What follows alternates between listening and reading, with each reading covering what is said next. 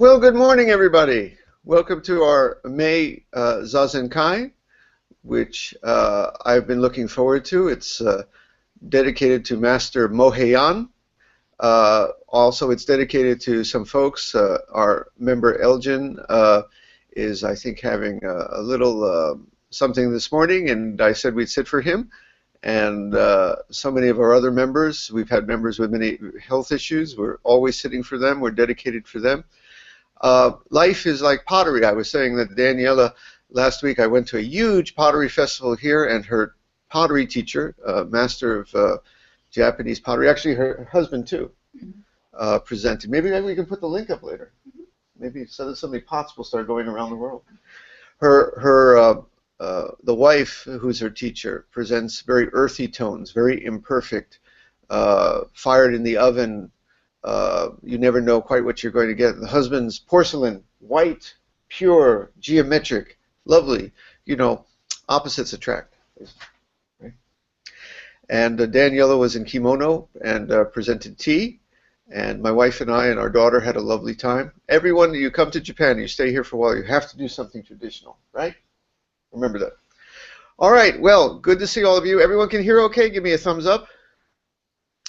Excellent. Well, I guess we'll just get started today. If you've been here before, you know what to do, and if it's your first time, just follow. Oh, she also brought me bread, Daniela. She's a woman of many talents. Thank you, Daniela.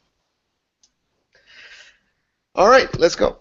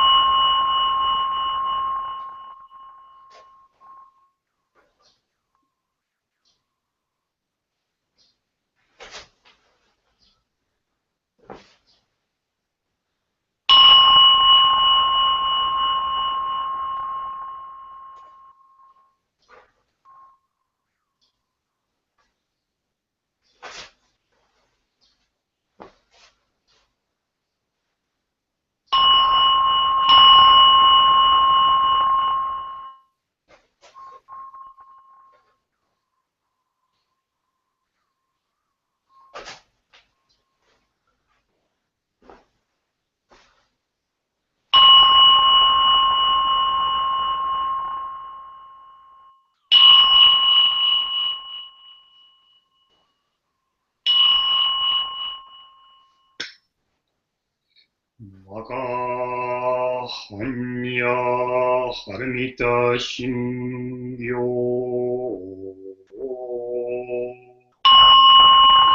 Sanji Zaibo Sajo Gyojin Anya Haramita Jisho Gendo Zaibu Yaku Shori Shigifu Ifu Ui Shigi Shigi Soji Kuku 소고시 시기주 소묘 시기야그 분요시 샤리 시제 쇼구 소구 쇼구 그즈흐 조후 조후 증세 고후 주무 시기무 주소교 시기무 젠니비세 신니무 시기쇼코무 시기호무 진가이나이시무이 시기가이무무묘 야그무무묘 진가이시무로시 야그무로시 진무구 슈메츠드무지 야구무도이무쇼도고 모다사타에 안야하라미다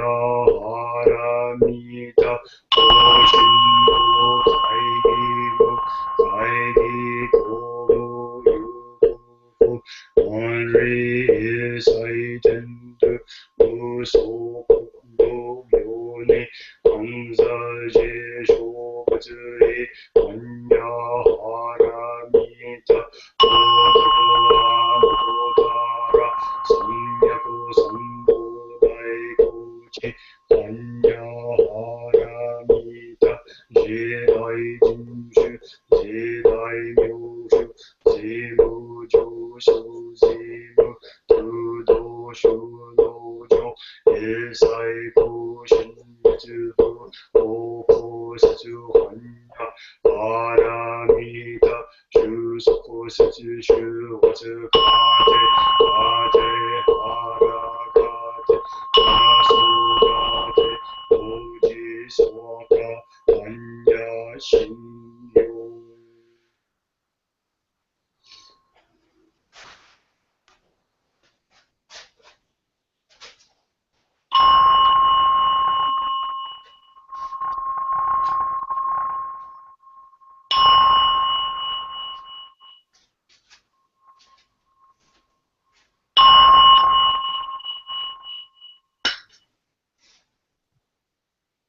The identity of relative and absolute.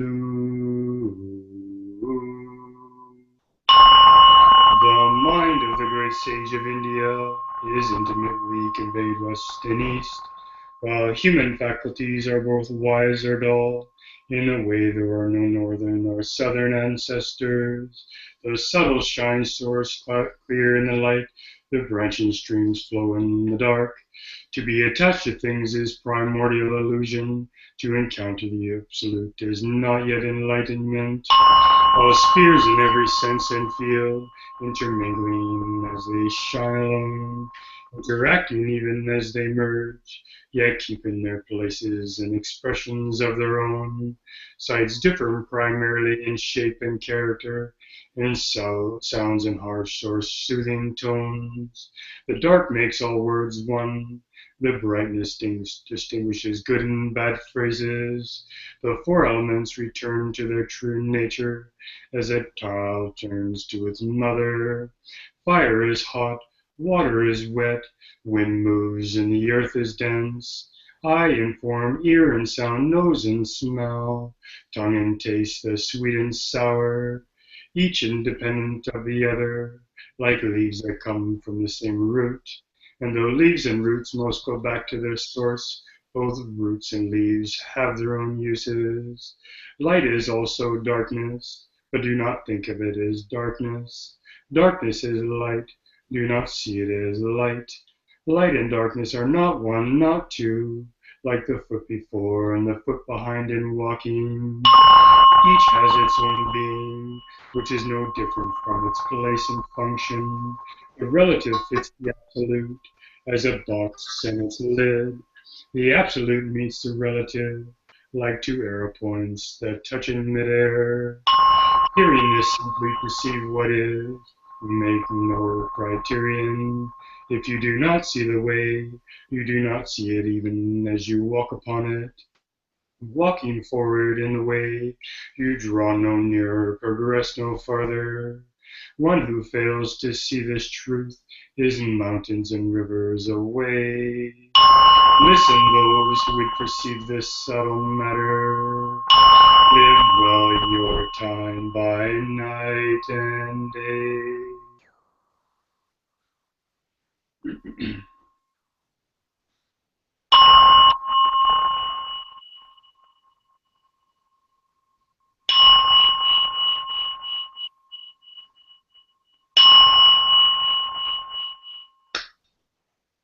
Buddha nature pervades the whole universe, reality existing right here and now. In reciting the heart of the Perfection of Great Wisdom Sutra and the identity of relative and absolute, we dedicate our sincere efforts to Shakyamuni Buddha, Honored One, the historical Buddha and teacher, and to those ancestral teachers, Heihei Dogen, Honored One, Soji Keizan, Honored One, all successive Honored Ones up until Zaigaku Rinpo, Honored One, and Gudo Wafu, Honored One, and to all other Honored Ones throughout history, male and female Honored Ones whose names have been forgotten or left unsaid. We also dedicate these efforts to the three treasures, Buddha, Dharma, Sangha, to all awakened ones and teachers in all places and times. We especially seek tranquility and well-being for all creatures now suffering ill health. May they be serene through all their ills. May their lives be at peace and wisdom pervade the darkness of ignorance. We dedicate our hopes and aspirations to all victims of war and violence and natural events, to the injured and to all families touched by these tragedies, to the healing of hatred in all countries and among all people, to the wisdom and compassion of our world leaders, to the peace of the world and harmony of all beings. Thus let the harmful effects of words, thoughts, and actions be dispelled, and compassion bloom in perpetual spring. May we all realize and live the enlightened way together. All Buddhas throughout space and time. Om Bodhisattva Mahasattva Maha Prajna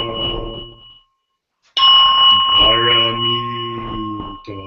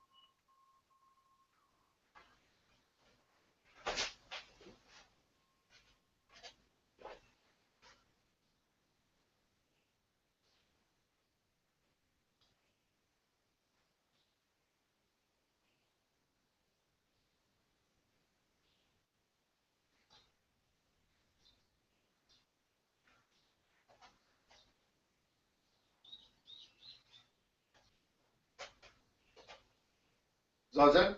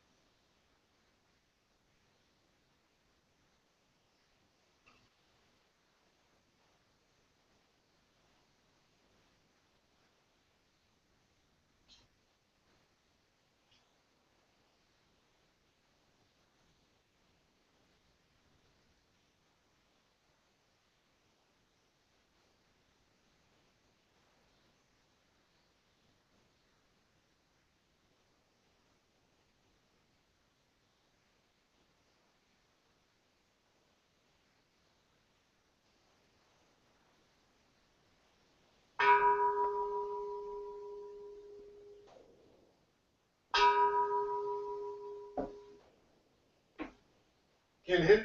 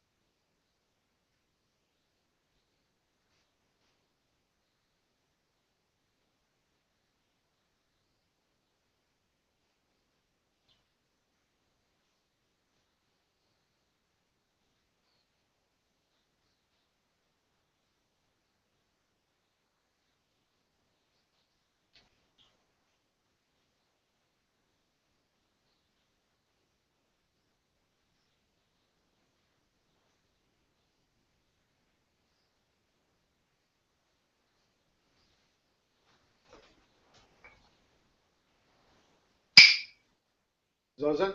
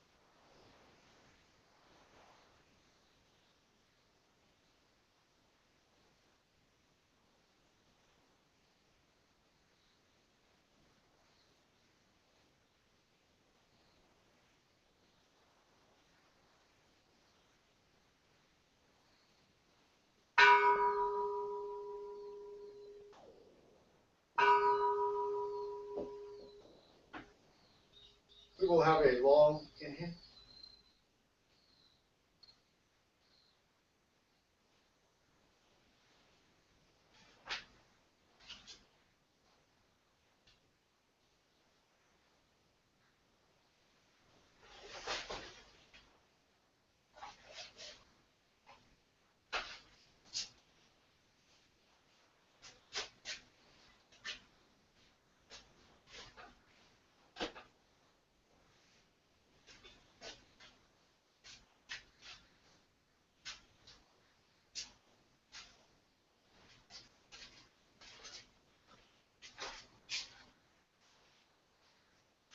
Kinhin.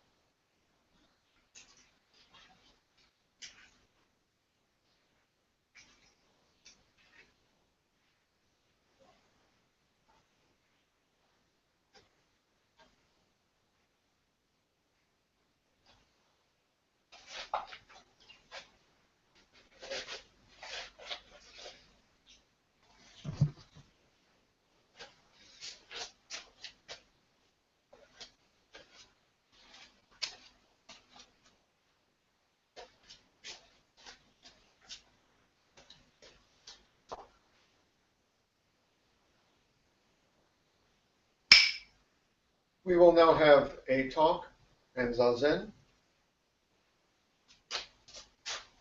Would you like to talk for tea?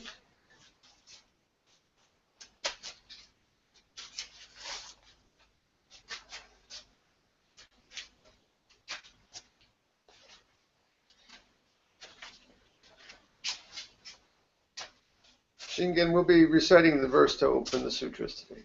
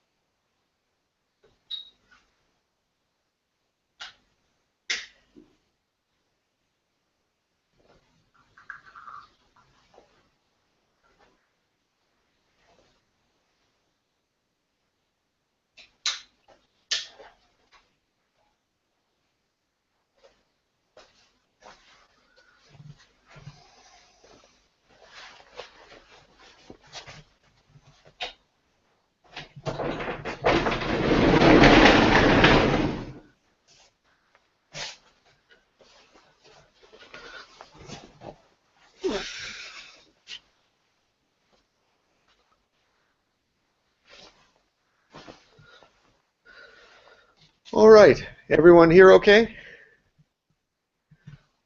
Shingen, would you recite the verse? Dharma, incomparably profound and infinitely subtle, is always encountered yet rarely perceived. Now we see, hear, receive, and maintain this. May we all realize the Tathagata's true meaning. The Dharma, incomparably profound and infinitely subtle, is always encountered yet rarely perceived. Now we see, hear, receive, and maintain this. May we all realize the Tathagata's true meaning. The Dharma, incomparably profound and infinitely subtle, is always encountered yet rarely perceived. Now we see, hear, receive, and maintain this. May we all realize the Tathagata's true meaning.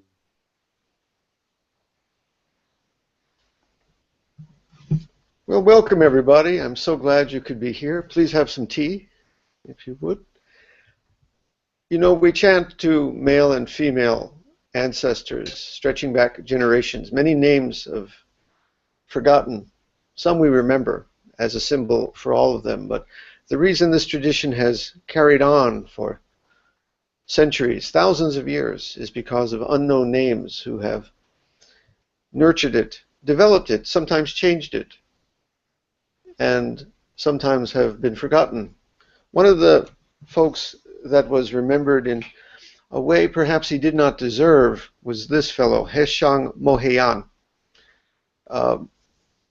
he was a Chinese teacher who, in the 8th century, was extremely important and influential in the early days of Buddhism in Tibet. But as things happened, traditions change, different forms of Buddhism came into Tibet, what we now know as Tibetan Buddhism or esoteric types of Buddhism. And Moheyan became kind of a historical scapegoat for some. According to recent research based on the old documents found in the Dunhuang caves, these are ancient Tibetan and Chinese documents that were found in the 20th century, Moheyan actually was, according to who you hear, the winner of the debate. But later he was turned into the fellow who was told that his Buddhism was not right and he should get out of town. Well, I'm here to say to you that there are no winners or losers in this debate. That Tibetan Buddhism is right for those for whom it is right, as we now know it. Moheyan's Buddhism is right for some. The other reason I like Moheyan is this is a very, very early flavor of Zen Buddhism. And it's before the age of the koans and what we know as now, for example, koan-centered zazen, rinzai practice. And how do I know this was before the koans? Because most of the people who appear in the koans weren't even born yet when this was written. So this was the flavor of meditation and zazen back in the early days. And for me, it rings true to what we're doing today. That's another reason I'm going to mention it. But does that mean that this is a better way than the way that developed later? And I'm here again to say no, it's not. You see, just because it's earlier does not mean that it's necessarily a better way. The rinzai practice, the koan practice of sitting focused on a koan, like what is the sound of one hand clapping, this developed later. That doesn't mean it's better or worse. It's for different people. Jishin made a comment, reminded me of a comment I made yesterday that said, Shikantaza is not for everyone. This is certainly true. But it's right for some, and apparently has been right from the days of Moheyan for some. And for others, Rinzai tradition is right. For others, Tibetan tradition is right. I do not mean to say anything I imply today that just because this was earlier or kind of rings true with what we're doing, that it's better than the Tibetan way or it's better than the Rinzai way. That is not my point at all. I actually think that for some, Buddhism is wrong. Finding Jesus is the right way. Being an atheist might be the right way for some if that's how they approach the universe. Different people have their own paths. And by the way, let me just put in one little comment there. Liberal comments like I just made got me kicked off a forum recently for the third time called Dharma Wheel because they consider me too liberal. They say that the Dharma I preach, which is very much like you'll hear Moheyan preaching, is not their view of the Dharma. And also my statements such as that even Christians should practice Christianity is not something a Buddhist should say. So I was asked to leave. Basically, they showed me the door for the third time. It's okay. In my view, every path is suited for different feet. All right? Now, with that in mind, let's read what Moheyan had to say. And I believe it rings true to our way of Shikantaza even today. I'm going to try to let Moheyan do most of the speaking today. The root of the worldly cycle of birth and death in the world is the discriminating conceptual mind. Why is this? The movement of the discriminating mind arises from habitual tendencies that have always been present. Because of this, one perceives everything in accordance with the conceptualizations that arise in the mind, and one acts in accordance with that perception, producing results in accordance with how you act. Therefore, from the height of Buddhahood down to the lowest hell is projected by your own concepts, and that is all you ever see. On the other hand, if the discriminating mind does not arise, one cannot find even an atom of ordinary phenomenon. Well, it's likely, being a traditional Buddhist back in the old days, he was speaking of karma from lives past that come to fruition like seeds in this life, and based on our thoughts of greed, anger, and ignorance, or generosity and goodness and wholeness, and our acts that follow, we create future lives for ourselves of heaven and hell.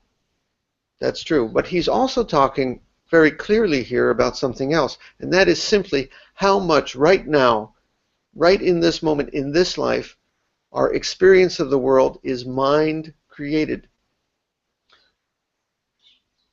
The world is the world, and then there are your judgments of the world, your separation of the world into this and that, discriminating concepts, and then your acts based upon them, acts filled with love, generosity, and compassion, acts filled with hate, violence, greed. I like to say sometimes that the world has two things: nature and man's acts, which is really the same thing, of course, but we judge each. Nature is the volcano, the flood, the things we don't like. We judge them. They're painful, but they are just what they are. Man's acts of violence or greed or love are up to us. That is what he's speaking of here. If the mind is clear of discrimination, one cannot find even an atom of ordinary phenomena. When you drop the thoughts, the concepts, the violence from the separation from the heart, what's left? All Buddhist teachers will tell you that it's something not empty and gray and meaningless, but something pure and whole and very sweet. I think that's what he's pointing to here. Now, part of the bad rap, the bad reputation that Mohayan got, is that later historians said his teachings were ridiculously simple. He said, don't think, don't act. Well, if you do that, I guarantee you're not going to be creating any bad karma. But as we will see here, Mohayan's view of not thinking was much more subtle than that, and is very much our way of not thinking in Shikantaza. He said, thoughts will arise. Let them arise. Don't judge them. Don't engage with them. See through them. See the light that shines even through them, as them. And then those thoughts are not the same as they were before. All right? Let's see if my description of what he's saying does him justice. A person who understands that this is so should give up other activities, sit alone in a place that is isolated and free from noise and the hustle and bustle, cross the legs and keep the back straight without sleeping, evening or dawn. When one engages in meditation, by the way, the word here is zazen, zochen in Chinese, but here they've rendered it as meditation. When one engages in zazen, they should view their own mind. There being no mind, they do not engage in thought. If thoughts and discrimination arise, one should experience them. How should one experience them? Whatever thoughts arise, one does not examine to see whether they have arisen or not, whether they exist or not, whether they are good or bad, afflicted or pure. One does not examine any dharma whatsoever. To me, what he's describing here is just observing the mind. Thoughts arise, but yet there is something there that is free of all thought at the same time. How to perceive that? Thoughts arise. Do not judge good or bad thought. Do not examine where is this thought coming from. What does this thought mean? The thought comes. It goes. Do not engage. A light shines. And there you realize the no mind that is at the heart of mind. There's another translation of this that's on the an alternative translation that I put on the back page. It's a little lower down. It's the section that starts when they engage in meditation. It's near the end. When they engage in meditation, they should view their own mind. Since nothing exists there, they have no thoughts. So it sounds like he is saying, don't have any thoughts. But that's not what he's saying. Listen closely. If conceptual thoughts move the meditator, they should experience them. How should we experience them? Whatever thoughts arise should not be designated as moving or not moving. They should not be designated as existing or not existing. They should not be designated as virtuous or non-virtuous, good or bad. They should not be designated as afflicted or pure. They should not be designated as any kind of phenomenon at all. If the movement of mind is experienced in this way, it has no nature. This is called practicing the Dharma path, or as I might just summarize it, if thoughts arise, just let them be. And then they're not as you thought they were before. We're going to go back to where we were. If one becomes aware of the movement of mind in this way of the arising, one perceives the absence of self-existence. This is called practicing the Dharma path. When you practice in this way, the hard borders between yourself and all these individual things of this world, yourself and the not yourself, softens, sometimes fully blows away. You realize this not self, because all these thoughts, these separate things you saw, are not as hard and solid as you thought they were, because you do not engage them, because you do not let them be, because you do not philosophize about them or draw categorizations. You just let them be. The borders soften, and you realize the absence of self-existence for them and for you as independent things. If one fails to have this awareness of the arising and movement of thoughts, or if the awareness is incorrect, one will cultivate meditation in vain and remain as an ordinary person. An ordinary person lives in the world of this and that, good and bad. Where is it coming from? Where is it going? What do I need to do? What have I done? Enlightened people live in this world of this and that, but realize something beyond this and that by dropping all thought of this and that.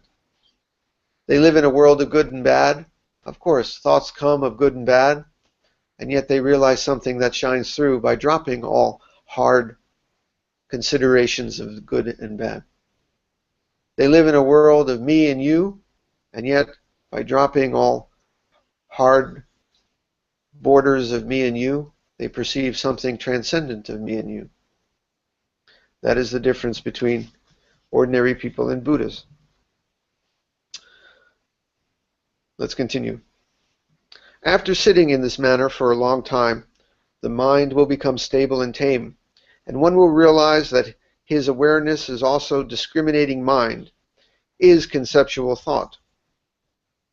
How does this occur? It is comparable to becoming blemished by bodily actions. It is only on account of the blemish that one knows that one is blemished. In this way, one has an awareness due to the blemish of the arising of thoughts. It is on account of this arising that we know that we have an awareness. That's a little complicated, but actually it's pretty simple.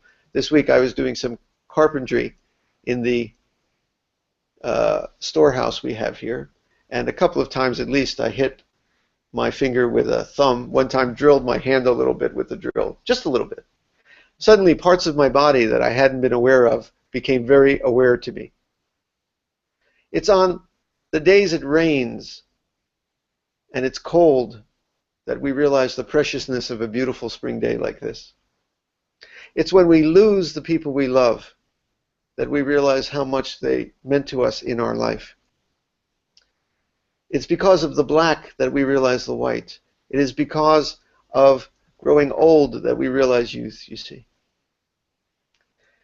In this way of thinking, though, these blemishes, we don't try to make them disappear. We realize that they were not blemishes at all, because by letting them be, by not engaging, by not judging, somehow a light shines and we realize that winter has a time, and rain has a time, sun has a time, warm days have a time, youth has a time, old age has a time, hitting your finger with a hammer has a time. Better the times you don't do that, they also have a time. By not engaging, as Mohayan recommends here, we realize that these blemishes that give this world life and complexity, war teaches us the perfection of peace and the value of peace, and we should work so hard in this world to make peace. But at the same time, we realize that there is something transcendent of war and peace in human terms.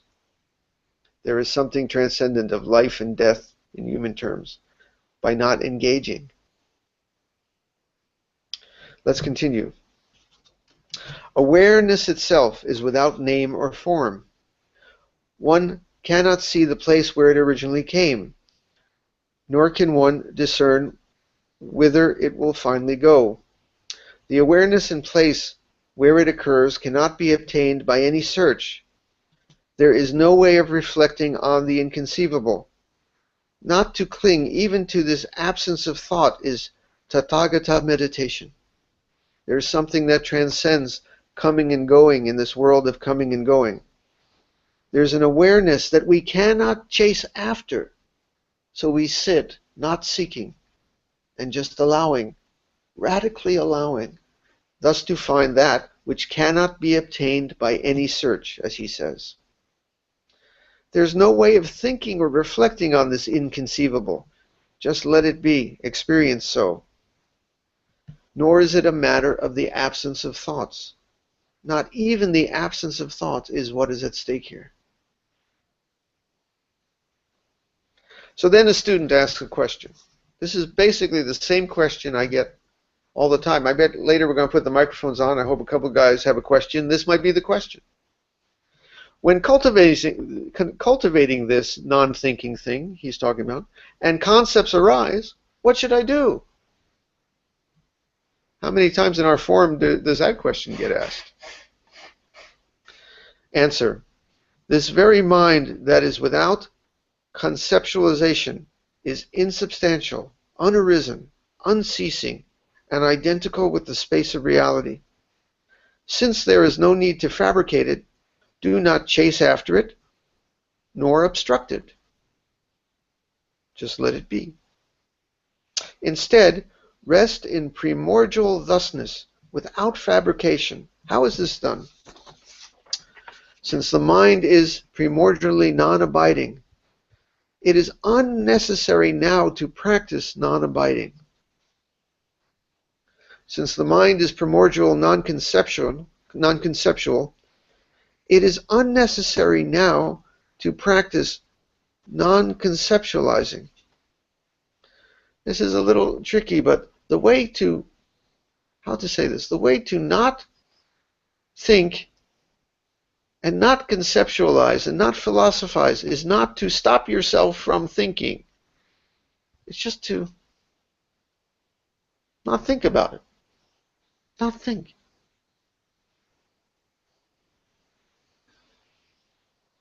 If you try, that would be to fabricate primordial thusness. Our way is to find by not trying to do. Our way is to stop the doing. How to put it this way? You're hitting yourself in the head with a hammer. You know that my famous video I put there for beginners. How do you stop that? You don't stop that by saying, I have to stop this hammer hitting.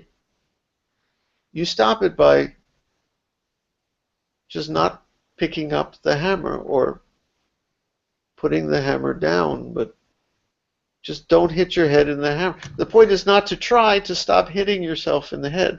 The point is just stop hitting yourself. It's a little tricky.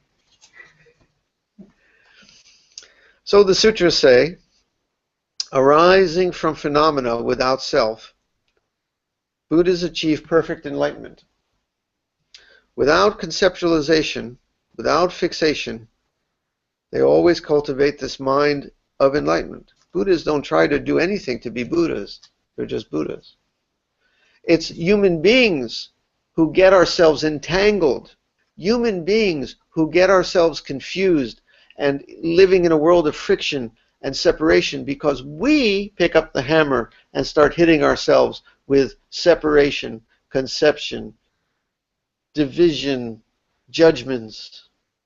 Buddhists just don't. Or as Mahayana is recommending for human beings, even when concepts and divisions and frictions arise, just don't engage. See through them. See them for what they truly are when the light shines. He continues, and also from the sutras. Phenomena are the reflections of the mind. Mind cannot itself be apprehended, unarisen, unceasing, beyond all mental activities, even and non-conceptual, like the sky. I often talk about Zazen being like the great blue, open, boundless sky, pure like a mirror in all directions. Clouds of thoughts and emotions come.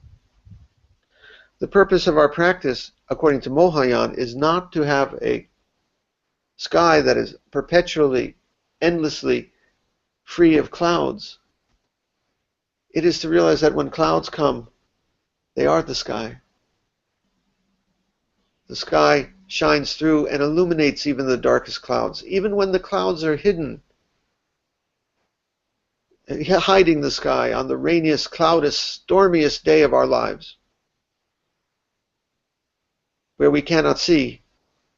The sky, the moon of enlightenment, shines even then, even though hidden. The way of this practice is not to blow away and clear away all the sky. What a boring sky that would be. What a boring world. How could we live in a world without me and you and this and that and good and bad and war and peace and up and down? The way of this practice is to see this world of me and you and birth and death and up and down and this and that and right and left is also that boundless sky, right through and transcendent of all that. It doesn't come from anywhere. It doesn't go to anywhere, even as this and that, life and death comes and goes. It's a pureness, a wholeness, a greatness beyond birth and death and life and death and life and good and bad, even at the heart of all that. Anyway, let Mahayana do the talking. So this section, again, I'm going to read it one more time because we have a minute here. When they engage in meditation, they should view their own mind. Since nothing exists there, they have no thoughts. No thoughts. Yet, if conceptual thoughts move, they should experience them. How should we experience them? Whatever thoughts arise should not be designated as coming or going, moving or not moving. They should not be designated as existing or not existing. They should not be designated as virtuous or non-virtuous, good or bad. They should not be designated as afflicted or pure, dirty or clean. They should not be designated as any kind of phenomenon at all. If the movement of mind is experienced in this way, it has no nature. This is called practicing the Dharma path. Thus, here's the Shikantaza. If it's not any clearer than this, this is it. Thus, do not suppress discrimination. Do not correct anything that arises, like throwing away something unpleasant. Letting it subside on its own, do not chase after it. Turn away from the 6 sense gates and then view the mind. We have a saying in Zen, turn the light within and let it shine. Master Dogen said this, other great masters of later centuries said this. What is he talking to here? You know, we sit with our eyes open, and the 6 sense gates is all the sense data coming in through the 5 senses, which are the same for Buddhists, taste, touch, smell, hearing, sight, right? Did I get them all? Plus, the thoughts within, our inner thoughts, is considered one additional sense. So the Buddhists spoke of 6 sense gates instead of the 5 because they included the inner thinking mental world too as one. So all this sense data is coming in. He's not saying close the eyes, turn it off, get in a sensory deprivation tank. Stop thinking. He's not saying that. He's saying it comes, don't engage. Turn within. Let the light shine within. Stuff comes into your eyes, into your ears. Noises pleasant or unpleasant, sights beautiful or ugly. Don't engage them. Let them be. Turn within. The mental world within, also thoughts float through. Don't engage. Allow it to be. All right? So he's not saying shut it off. He's saying turn away. Don't engage. Turn away from the 6 sense gates and then view the mind. If discrimination stirs, do not think that it exists or does not exist, is pure or impure, is empty or not empty, and so on. Be without concepts, not even thinking of not thinking. When false discrimination stirs, experience it. Just let it be as if right there on the palm of your hand, like the furniture in the room here. We see it because we're sitting with our eyes open. You're looking at the wall. There it is. Just let it be. When false discrimination stirs, experience it. If this experience of birth and death is not learned and practiced in the style of discrimination, then there is no attachment to it. Then each thought will be immediately liberated.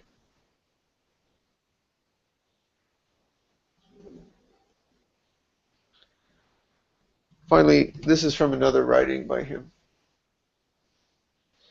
For those who are capable of it, there is instantaneous entry, also known as the short path, the secret path, and the gate to the path of liberation. Now he's going to describe 3 kinds of mind here. The mind of ordinary people, the mind that kind of only senses emptiness, that is transcendent of this whole world, and that what he recommends is enlightened action living.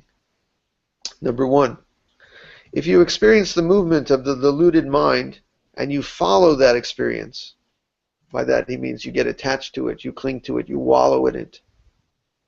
This is the state of an ordinary sentient being. If you experience the movements of the deluded mind and know that they are without self, only seeing the selfless aspect of it, then this is one-sided peace, quiescent in emptiness. You're lost in emptiness. You've lost all the rest of this world. However, if you experience the movements of the deluded mind and do not conceptualize or follow them, then each thought is liberated as soon as it comes. This is correct meditation, or as the original says, this is correct Zazen. Is that Shikantaza? Not Shikantaza? I think it's close enough to be called at least Grandpa. Is that for everybody? No, look at all the empty cushions behind me. But someone has kept this going for thousands of years. It has been for some people. I believe it's for you.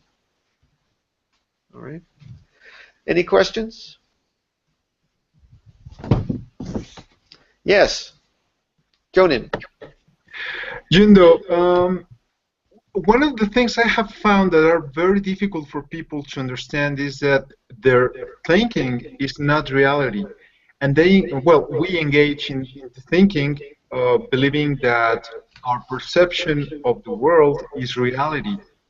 So how to explain people that their thoughts are not reality?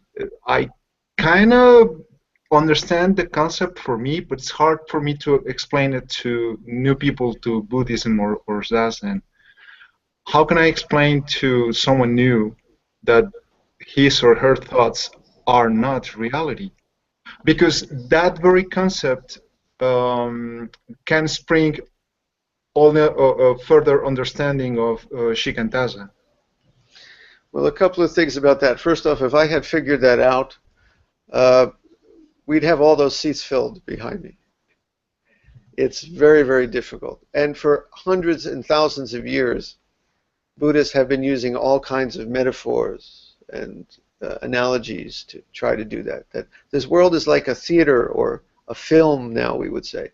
And while it seems very real to us, when we truly see it for what it is, we realize it's light and shadows, or it's like a dream more than we realize. And people still have difficulty to get that. But notice what Mohayan said. Don't get confused. Do not think this is real, or do not think it's not real. If you would like to see the two aspects of it, as I often say, Zen teachers talk out of both sides of their no-sided mouth. As Dogen said, this world is like a dream, yet it's our dream. Dream it well. It's as real as a real can be. It's as dreamy. It's so much a dream. It's a dreamy dream.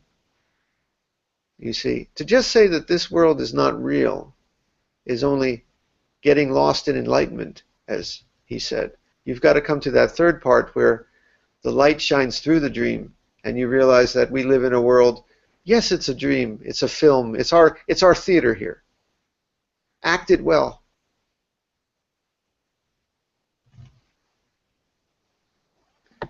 Thank you. Any other questions as I try to channel Mohayan here today? Guy on the end, dressed in black. Johnny Cash. Johnny Cash. He was speaking earlier of resting in thusness. And I remember spending time at a Tibetan school once where they spoke of the word they used resting in Elea.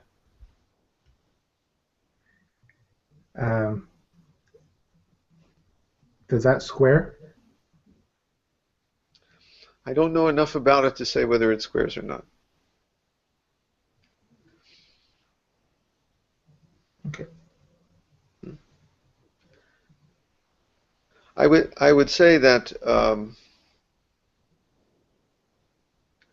there are some flavors of Buddhism, and I don't know which one that teaching is that you mentioned. So I'm just speaking in very, very general terms.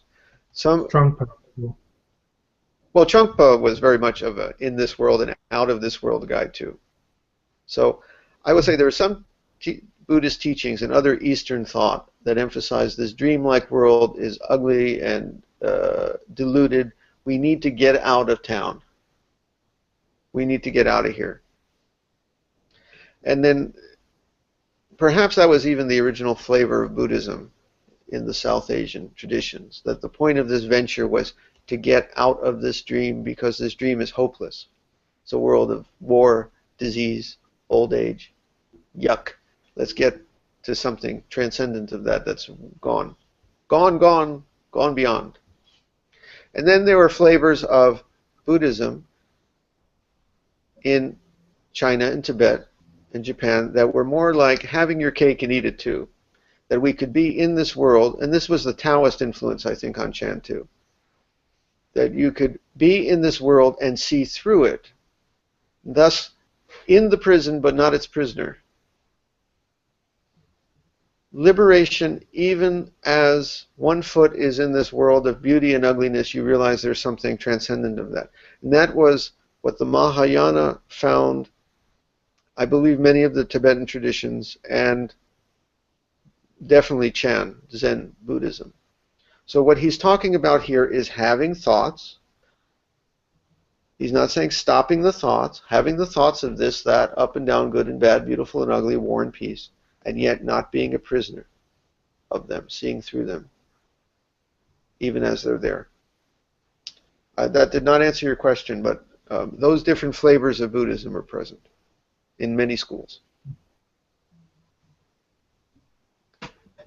Anything else?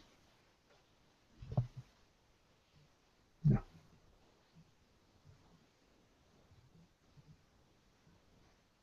Going once.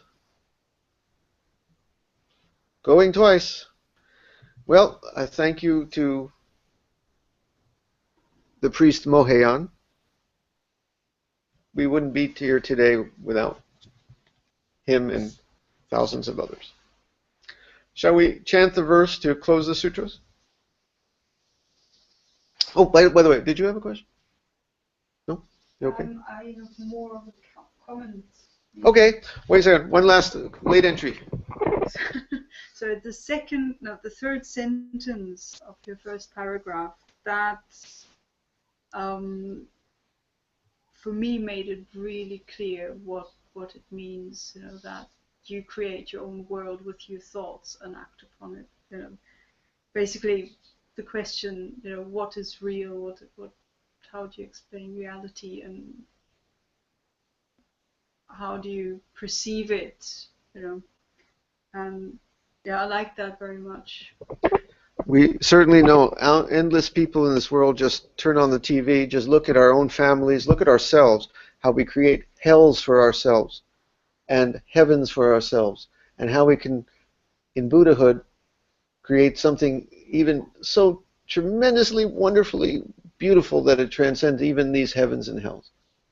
All by the power of what's right here between the eyes and behind the ears. Okay? Let us chant.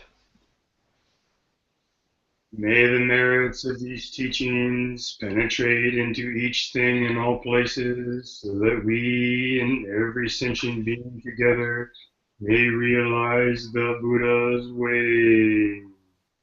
All Buddhas throughout space and time. All Bodhisattvas, Mahasattvas, Maha, Ajna, Paramita. Zazen and Kinhin are not a matter of long and short, so right now we will have a very short Zazen and a very short Kinhin. You want to just stay there? Okay.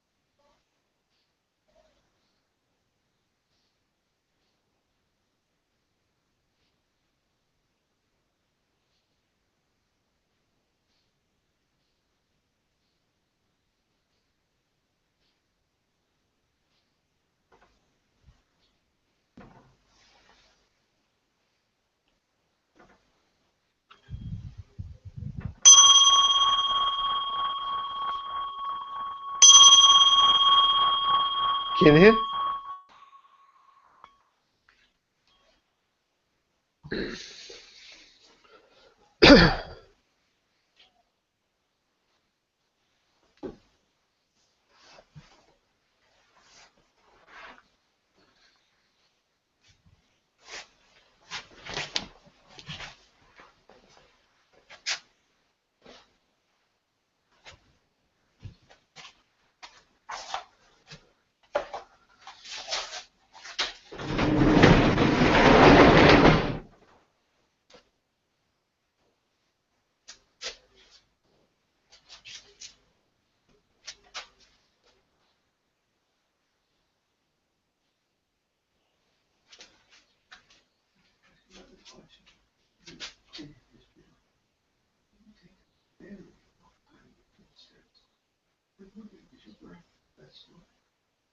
I wonder that sometimes.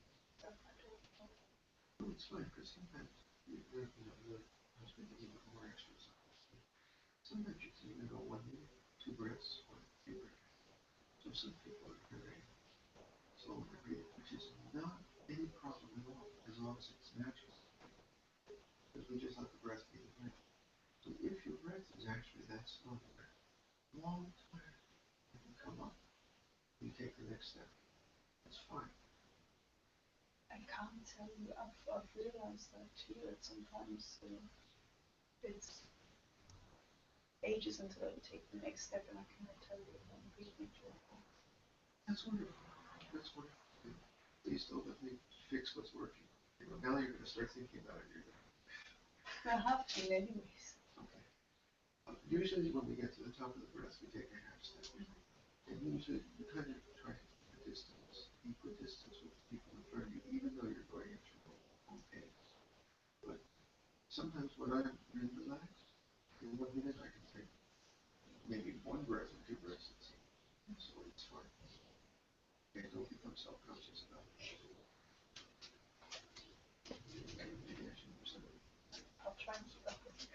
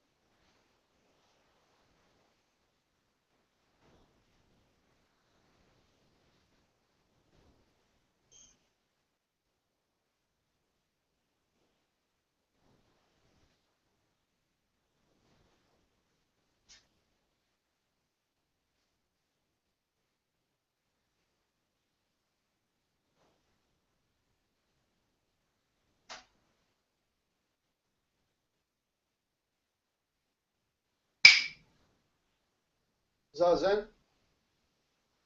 Take a moment to stretch before we sit. We have it's been long sitting, and this will be a good sit, but take a moment.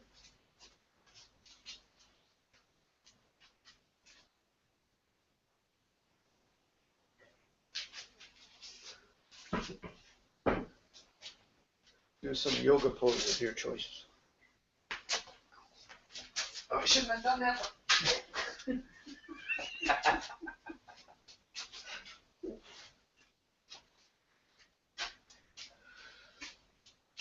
I just became aware of a part of my body I hadn't thought of before.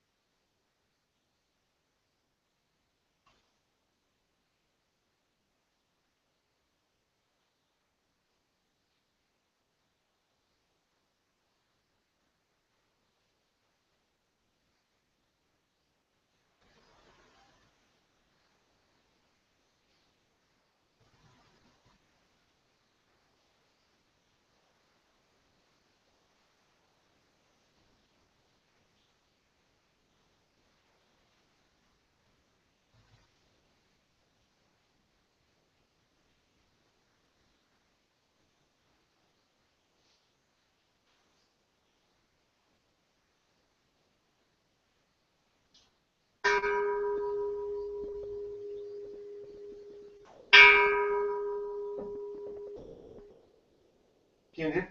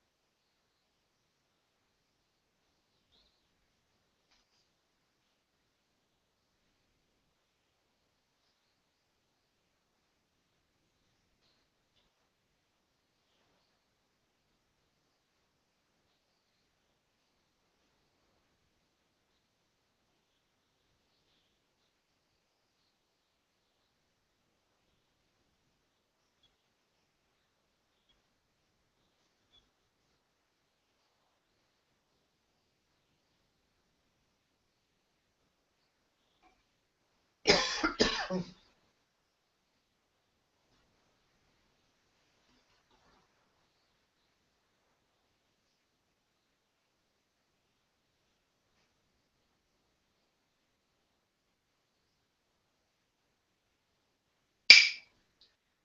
will now recite the metaverses with Zazen.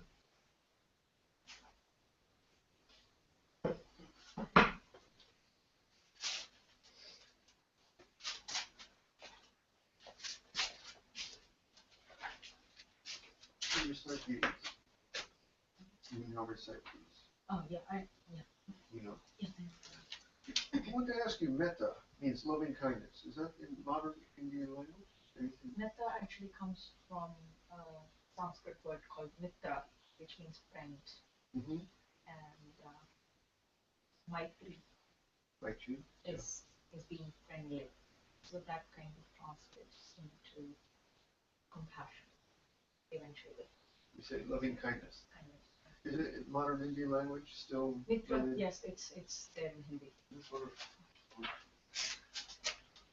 You can. You don't have to stand. You can sit and relax. But, okay. By the way, I want to say it takes character. I know you were a little late this morning, but you came anyway, and that's good. That's good. But the wonderful thing about our ZAZENKAI, you know, it's recorded, so you have to sit it later. I gave an email in the morning that I would be late. Good. Good. Sorry. But our ZAZENKAI is available all the time, so you can sit it later when you go home. Yeah, all right. Yeah, Okay, thank good. you. Thank you very much. Nobody escapes. This need not involve us speaking. Be comfortable. Be comfortable. Sit down. You can even sit here if you want some tea.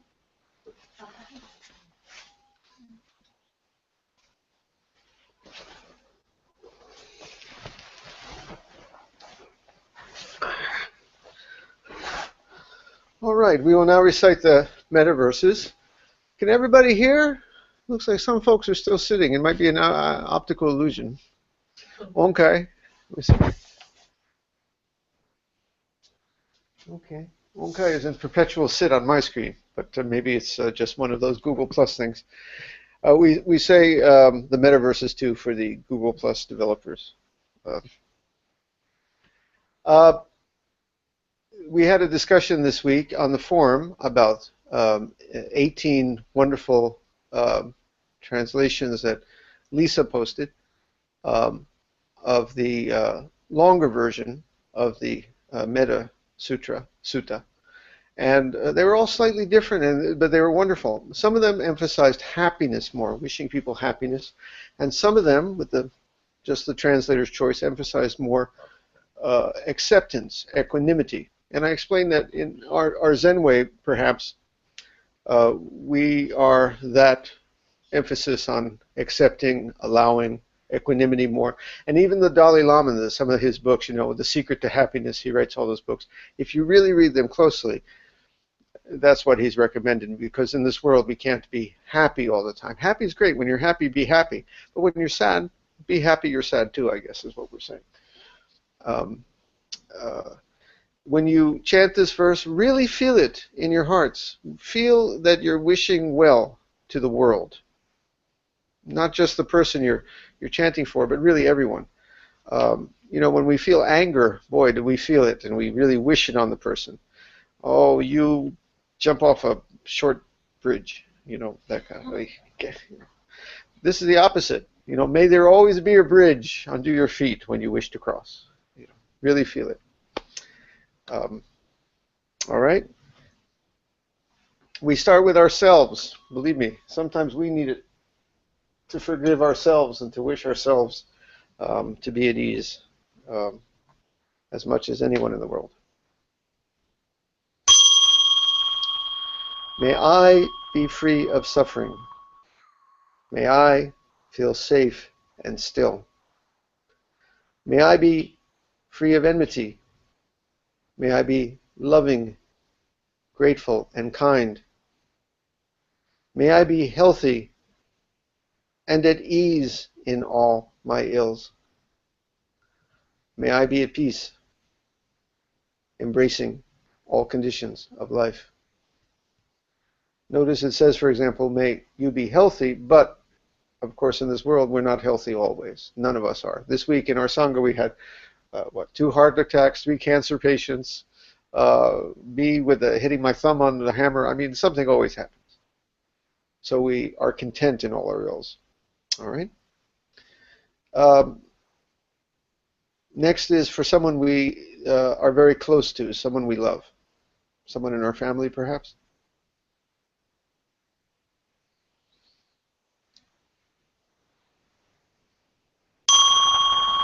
May he be free of suffering. May he feel safe and still. May he be free of enmity. May he be loving, grateful, and kind. May he be healthy and at ease in all his ills. May he be at peace, embracing all conditions of life. Okay, now a friend. Have some in mind?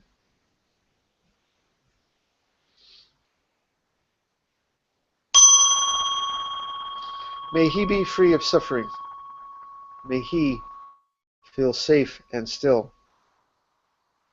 May he be free of enmity. May he be loving, grateful, and kind.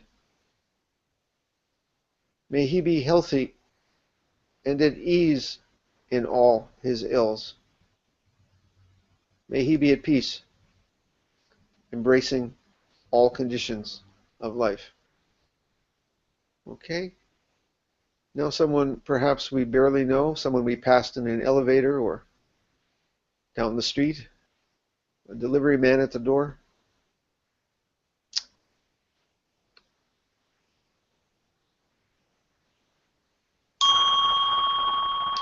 May she be free of suffering. May she feel safe and still. May she be free of enmity. May she be loving, grateful, and kind. May she be healthy and at ease in all her ills. May she be at peace, embracing all conditions of life.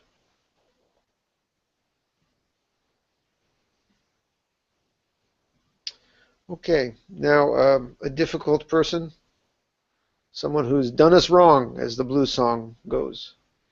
She done me wrong. Somebody who's doing some real, seems bad stuff in this world now. Somebody. It's not hard to think of such a person, unfortunately.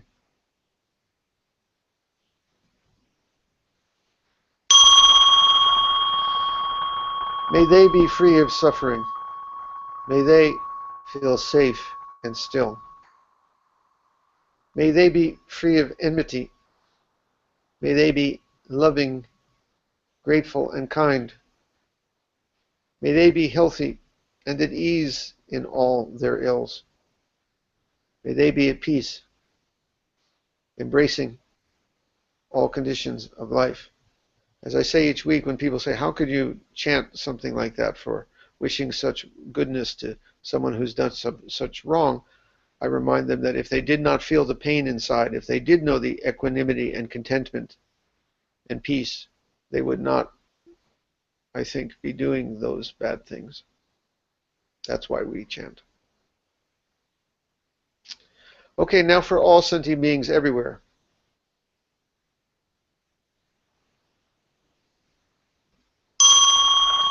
May we be free of suffering. May we feel safe and still. May we be free of enmity.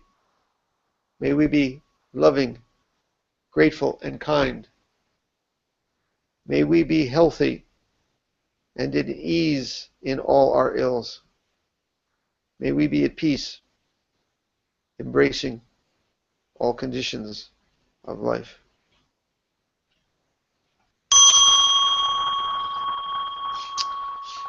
Well, what shall we do now? Huh? Catch a movie? Take a walk? I got an idea. How about a little zazen? Okay. short zazen for a few minutes here. According to my screen, Onkai has been sitting through all of this. Onkai! Maybe it's just my screen, but all right, let's sit. You can just sit where you are if you wish.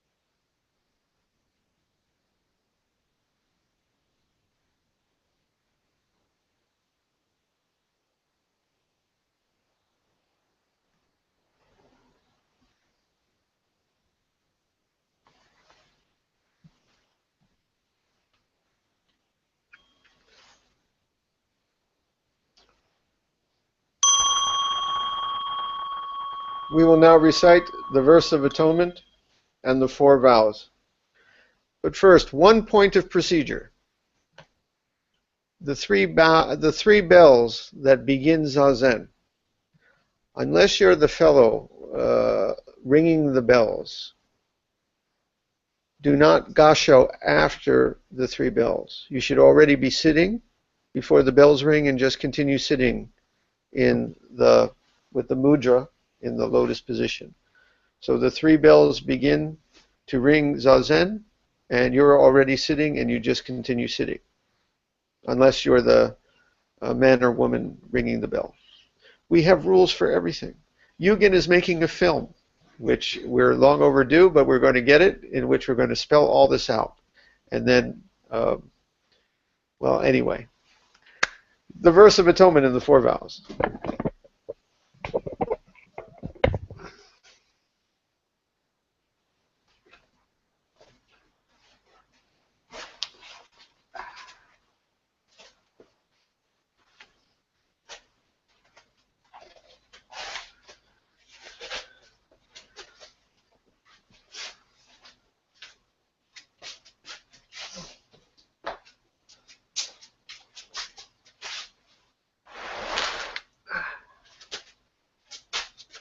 I have to do my own furniture moving.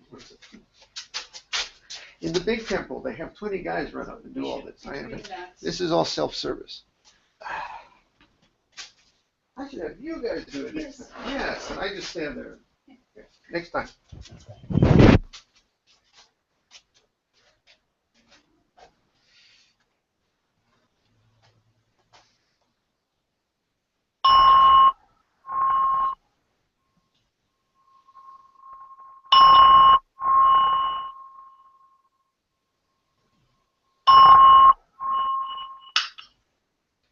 All harmful words, thoughts, and acts ever committed by me since of old, on account of beginningless greed, anger, and ignorance, born of my body, mouth, and mind.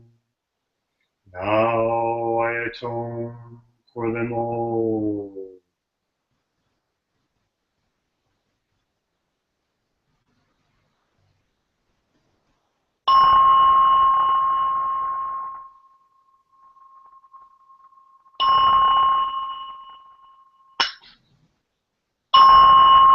To save all sentient beings, though beings numberless, to transform all delusions, though delusions inexhaustible, to perceive reality, though reality is boundless, to obtain the enlightened way, a way not attainable, to save all sentient beings, though beings numberless, to transform all delusions, though delusions inexhaustible, to perceive reality, though reality is boundless, to obtain the enlightened way, a way not attainable, to save all sentient beings, though beings numberless, to transform all delusions, though delusions inexhaustible, to perceive reality, though reality is boundless, to obtain the enlightened way, a way not attainable.